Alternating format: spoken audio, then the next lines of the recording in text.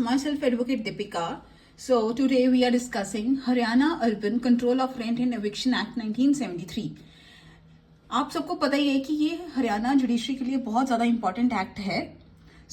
हमने ऑलरेडी इसका introduction part और सेक्शन 2 तक हमने ऑलरेडी कवर कर लिया है. आप मेरी पिछली वीडियोस देख सकते हैं. आज हम करेंगे section 3 of Haryana urban control of rent and eviction act. Section 3 क्या कहता है? एक्सेप्शंस. तो ये क्या है? एग्जाम्पशंस क्या है? ये स्टेट गवर्नमेंट ही यहाँ पे डिसाइड करती है.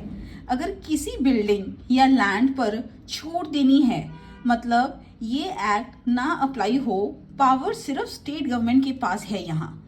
ओके, सो बस इतना ही आपको याद रखने की जरूरत है. जुडिशरी के पॉइंट ऑफ व्यू से इतना ही आपके लिए इंपॉर्टेंट है कि यहाँ एग्जाम्पशंस कौन देता है? State government. नेक्स्ट है section 4. Section 4 is very important. Section 4 क्या कहता है? Determination of fair rent. अब फेयर रेंट कैसे पता चलेगा?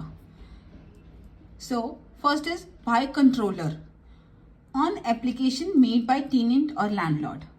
एप्लीकेशन की डेट से ही फेयर रेंट अप्लाई होगा. नेक्स्ट है controller to determine the basic rent in case of building the construction of which completed on before 31st December 1961.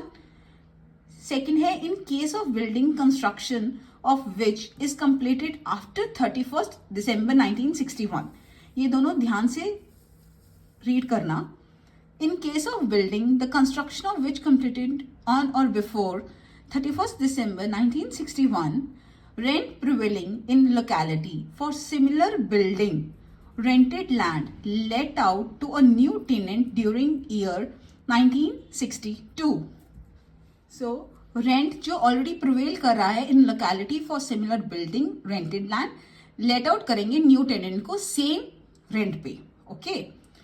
So next है इधर in case of building construction of which is completed after 31st December 1961.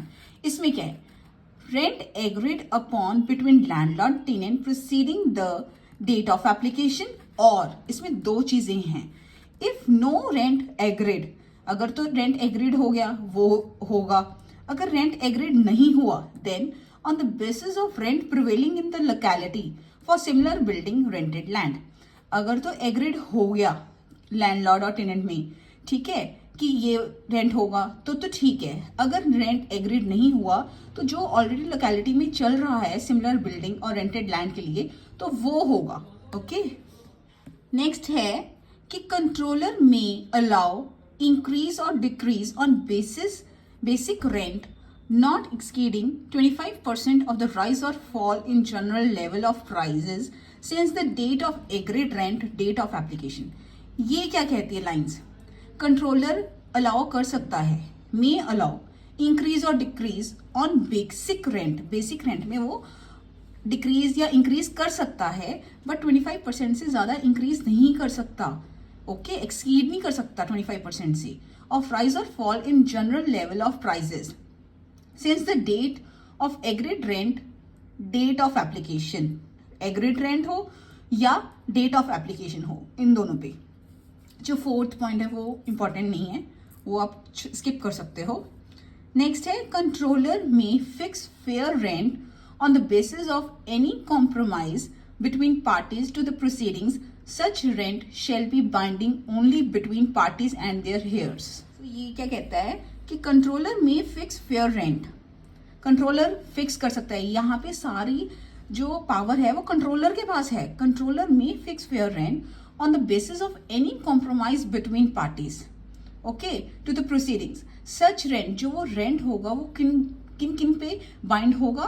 Parties के between और उनके आगे hairs के between, उनमें वो rent bind होगा.